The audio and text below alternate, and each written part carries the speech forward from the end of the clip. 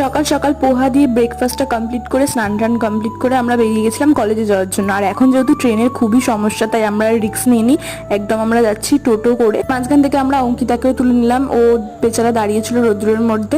তারপর আমরা টোটোর থেকে নেমে আমরা বাসের জন্য দাঁড়িয়েছিলাম আবারও এই রোদ্রের মধ্যে। তো বাস থেকে আমরা এই সুন্দর ব্যারাকপুরে এই আঁকাগুলো দেখতে দেখতে যাচ্ছিলাম। আর হঠাৎই বাসটাকে দাঁড় করিয়ে এখান থেকে আমাদের শরবত দেওয়া হচ্ছিল, হয়তো কোনো কিছু ছিল তার জন্য। তারপর আমরা চলে এসেছিলাম কলেজে, আর এই বেচারা আমাদের জন্য অনেকক্ষণ ধরে ওয়েট করে বসেছিল। তারপর আমরা যেটা জমা দেওয়ার জন্য এসেছিলাম সেটা জমা দিতে চলে গেছিলাম। আর এখানেই শুরু হলো আমাদের আসল যুদ্ধ। এই এত লাইনের মধ্যে দাঁড়িয়ে আমাদের অ্যাসাইনমেন্ট জমা দিতে হয়েছে। তারপর আমরা চলে এসেছিলাম একটু ক্লাসে হাওয়া খাওয়ার জন্য, সবাই পিছনে বসেছিল। তারপর আমরা হাওয়া টাওয়া খেয়ে একটু রেস্ট নিয়ে বেরিয়ে গেছিলাম আবার বাড়ি যাওয়ার জন্য।